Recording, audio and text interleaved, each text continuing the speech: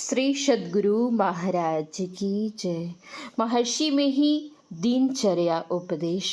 लेखक गुरु सेवी स्वामी भगीरथ दास जी महाराज। गुरु महाराज का प्रवचन। निज तन में खोज सज्जन। प्यारे लोगों, गोस्वामी तुलसीदास जी महाराज ने दोहावली में लिखा है, पात पात कैसींच वो, बरी बरी के लोन, तुलसी खोटे चतुरपन, कली डह के कहू कौन। मतलब यह कि वृक्ष लगाना हो तो जड़ में पानी डालो, बरी बनानी हो तो बेसन में नमक डालो। सबकी जड़ परमात्मा है, लेकिन परमात्मा है कैसा, यह ठीक ठीक नहीं बताया जा सकता। वह अनुभव गम्य है। संत कबीर साहब कहते हैं, मूल न फूल बेल नहीं बीजा, बिना वृक्ष फल सो है। वह किसी से उत्पन्न नहीं हुआ है।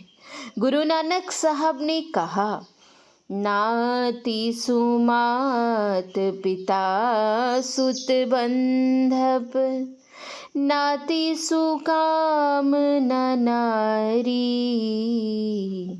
अकुल निरंजन अपर परम परु, सगली ज्योति तुम्हारी। वह परमात्मा सारी सृष्टियों को बनाने वाला है। जो देवता को पूजते हैं वे देवलोक जाते हैं। परमात्मा को भजने वाला परमात्मा के पास जाते हैं।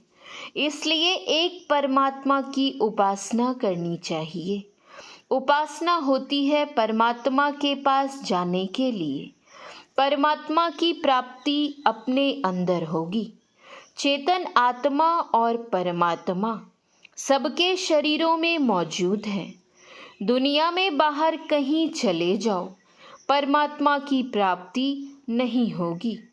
गोस्वामी तुलसीदास जी महाराज ने कहा है, एही ते मैं हरि ज्ञान गवायो, परिहरि हृदय कमल रघुनाथ ही, बाहर फिरत बिकल भय धायो।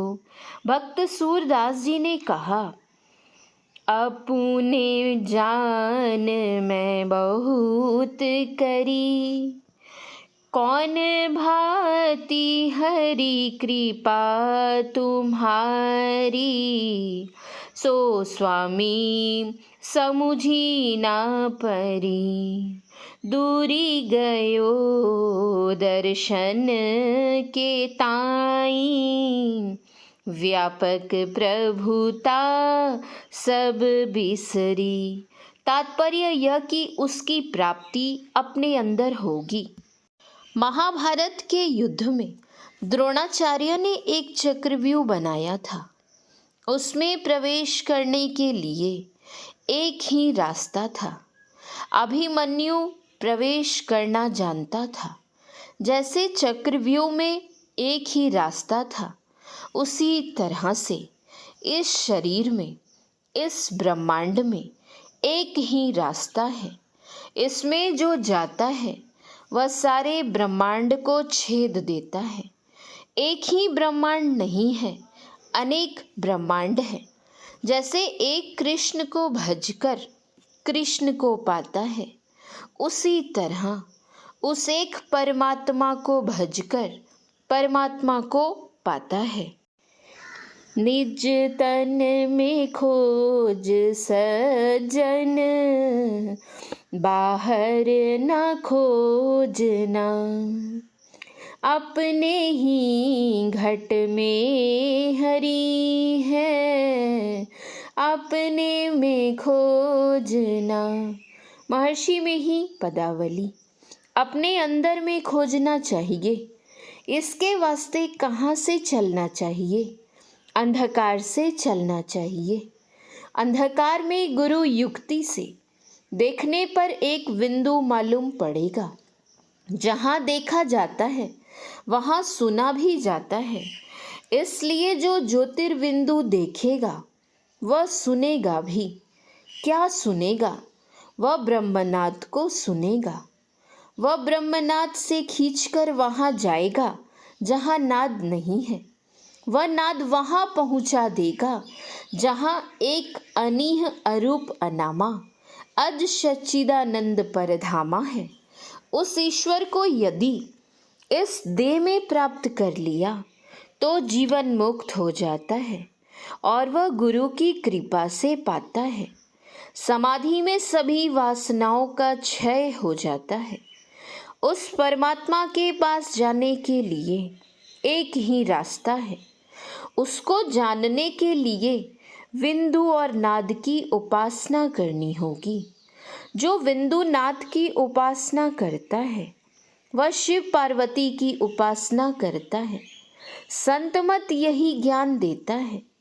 यह ज्ञान इतना पवित्र है कि इस संसार में इससे बढ़कर कोई भी ज्ञान पवित्र नहीं है। इस साधन से स्थूल शरीर की मैल, सूक्ष्म शरीर की मैल, कारण शरीर की मैल, महाकारण शरीर की मैल, चेतन शरीर की मैल, सब मैल झड़ जाती है। श्री सद्गुरु महाराज की जय। महर्षि में ही दिनचर्या उपदेश से महर्षि जी कथित कुछ कथाएं। यमराज के घर के सामने एक वृक्ष था। उस पर एक कबूतरी रहती थी। एक दिन कबूतरी यमराज के घर के आगे ही दाना चुग रही थी। यमराज ने कुछ देर तक एकटक उसे देखा और कुछ सोचने लगा। कबूतरी डरकर वृक्ष की शाखा पर चली गई और थर थर कांपने लगी। उसी समय वहां पक्षीराज गरुड़ आया और इस कबूतरी से पूछा कि तुम इतनी भयभीत क्यों मालूम पड़ती हो। कबूतरी ने कहा कि आज यमराज मुझे बहुत देर तक एकटक देखते रहे, ना जाने क्या होगा, इसीलिए मैं डर गई हूँ। गरुड़ ने कहा कि अच्छा, तुम भय करना छोड़ दो। मैं तुम्हें ऐसे स्थान पर पहुंचा दूंगा जहां किसी की पहुंच नहीं हो सकती। गरुड़ ने उसे अपनी पीठ पर बिठाया और 7 समुद्रों के पार एक पहाड़ी गुफा में ले जाकर बंद कर दिया। कबूतरी को वहां पहुंचाकर गरुड़ यमराज के पास आया और पूछा, आप कबूतरी को एकटक क्यों देख रहे थे? यमराज ने कहा, उस कबूतरी की आज अमुक समय 7 समुद्रों के पार एक गुफा में मौत होनी है। सोच रहा था यह छोटी सी कबूतरी वहां तक कैसे जा पाएगी। गरुड़ ने कहा कि उसकी सुरक्षा की बात ध्यान में रखकर मैंने तो उसे वहीं पहुंचा दिया है।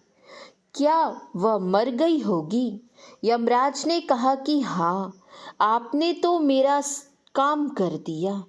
अब तो वह मर गई होगी। गरुड़ वहां गया तो देखा कि उस गुफा में रहने वाले केकड़े ने उसका गला काट दिया है। यह कहानी सुनकर गुरुदेव ने कहा कि किसकी मौत कब, कहाँ और कैसे होगी सब निश्चित है। मृत्यु अनिवार्य है, वह किसी को नहीं छोड़ती। गुरुदेव ने अपने संबंध में मुझसे कहा कि देखो, जब मेरे पैर फूलने लगे तब समझना कि मैं नहीं बचूंगा। श्री सद्गुरु महाराज की जय। श्री सद्गुरु महाराज की जय। श्री सद्गुरु महाराज की जय।